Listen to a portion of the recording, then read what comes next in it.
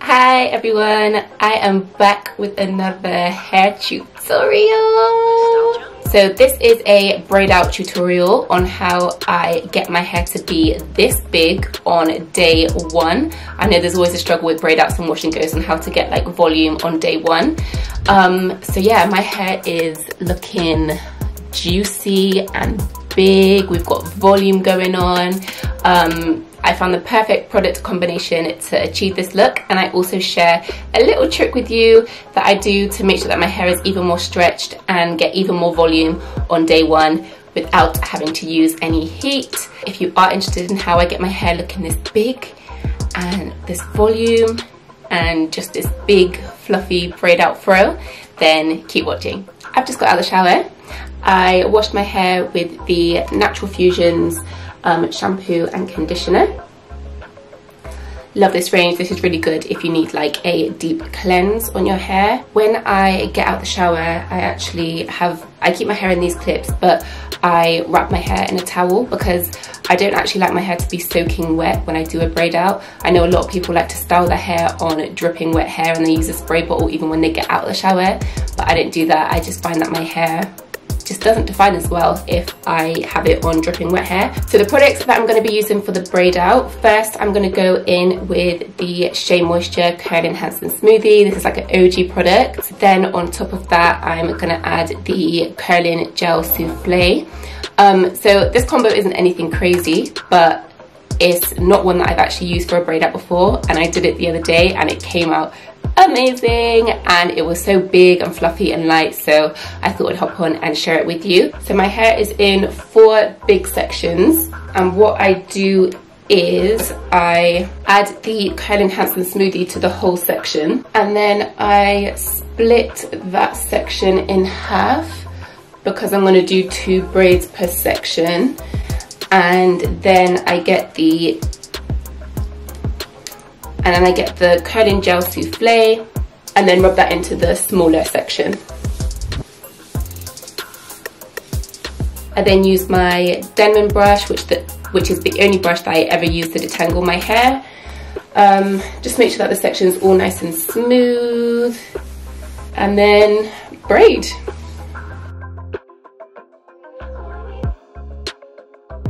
Once I get to the bottom, I kind of split the hair into 2 instead of 3, and then do a little twist. Twirl it around my finger, and then this is what it looks like. So then I take the next section down, add the gel souffle, detangle with the Denman brush, and then braid that section.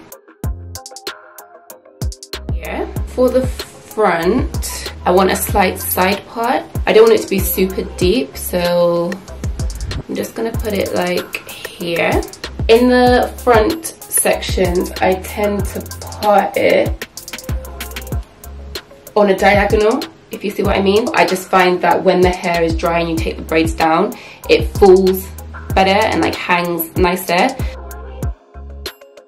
Now I just wanted to show you what I do for the very front section. So what I'm going to do is a cane row across here, and then what that will do is make sure that it's curly from the root and there's not going to be any puffiness. It's just going to make it lay nice and flat and frame the face better than if it was just a normal single braid.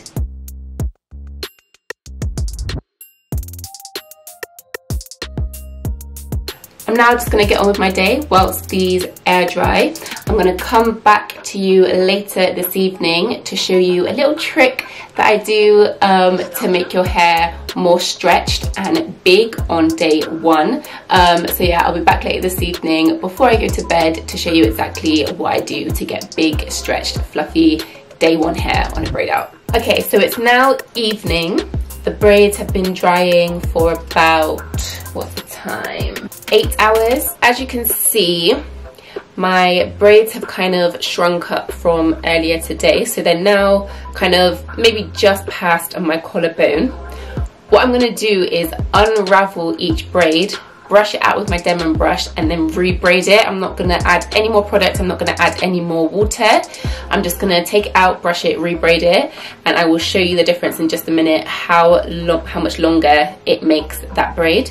And then because it's already about 50 to 60% dry, now it's not really gonna shrink up anymore. So you can see the difference. This one is going down to just past my collarbone, and this one's going even further down. I would say that's like that much difference, so over an inch difference just by re-braiding it. When I take the braids out, it's going to be even bigger, and I'm going to get the biggest hair possible on day one, which I like. And I will see you tomorrow when I'm taking down the braids and show you my results. Guys, I just started unbraiding this hair thinking I was recording, and I was not recording, which is super annoying, but I'm glad I found out at this point rather than when it was all done. It's the next day. It's been about 24 hours since I initially put the braids in. This is what my hair is looking like so far. So each braid that I unravel, I then fluff the braid as I go, because I know I want big first day hair. If you don't want big first day hair, then you don't need to do this. You could leave it like this, so it's like super defined, but not much volume. But I know I want volume, so what I then do is kind of pull on the hair, and then where the hair naturally separates, I just pull those pieces of hair apart, which gives you some volume. It can create frizz, but I quite like a frizzy braid out, so that's not too much of an issue for me.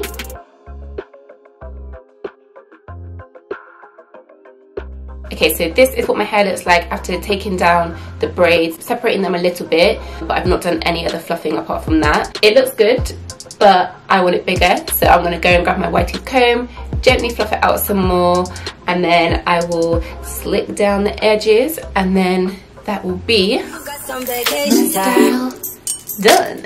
You and your girlfriend too bad, man. Bad when you both combine. I don't know why you look so nice. Right now we're just taking time. All the things are on your mind. Ain't bad when I treat you right. I don't care, you look so nice. I need to hold a corner.